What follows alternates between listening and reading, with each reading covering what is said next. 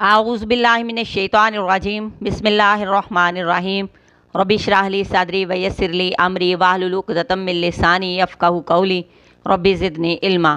سورہ آل عمران کی آیت نمبر 102۔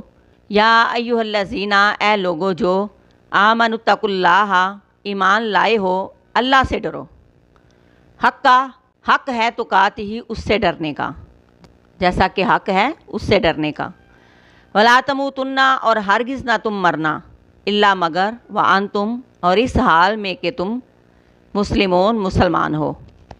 آپس میں جھگڑے ختم کرنے، تفرقہ بازی، آپس کی رنجشیں، آپس کے حسد، بغض، سازشیں تب ہی ختم ہو سکتی ہیں جب اللہ کا خوف دل میں ہو۔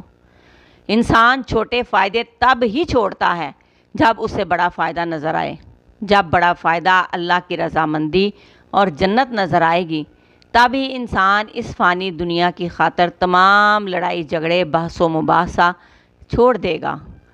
فرمایا کہ اے ایمان والو، اللہ سے ڈرو جیسا کہ حق ہے اس سے ڈرنے کا، اور تمہیں موت نہ آئے مگر اس حال میں کہ تم مسلمان ہو۔ ایک شخص ساری زندگی سیدھا چلتا ہے لیکن آخری وقت بھٹک جاتا ہے۔ انسان جس حال میں مرے گا اسی حال میں اٹھے گا۔ اس لیے دعا کرنی چاہیے کہ ہمارا خاتمہ بالخیر ہو، ہمیں موت آئے تو حالت اسلام میں آئے۔ حدیث میں آتا ہے، جس حال میں تم زندگی گزارو گے اسی میں موت آئے گی۔ جس حالت میں موت آئے گی اسی حالت میں حشر میں کھڑے کیے جاؤ گے۔ شیطان انسان کا کھلا دشمن ہے، اور انسان کا نفس انسان کا اپنا ہی بدترین دشمن ہے۔ دشمنوں کے بیچ انسان کیسے بے فکری کی زندگی گزار سکتا ہے؟ انسان کو مرتے دم تک ہوش اور عقل و شعور والی زندگی گزارنے کی ضرورت ہے۔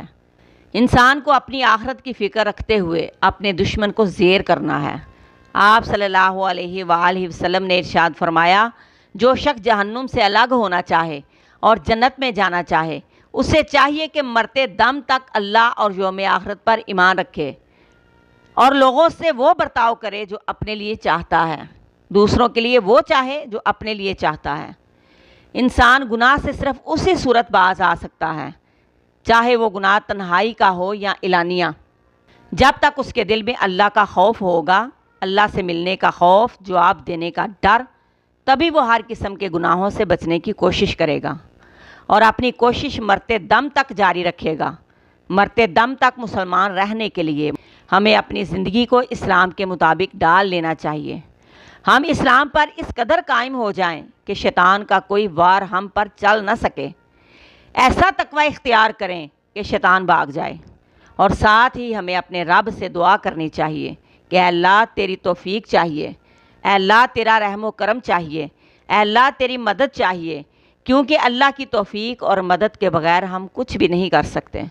اس لیے سب دعا کرو، اے اللہ ہم سب کا خاتمہ بالخیر کرنا۔ اے اللہ جتنی بھی ہم میں بری عادات ہیں، مرنے سے پہلے ان سے نجات عطا کر دینا، اور ہمیں حالت اسلام میں موت دینا۔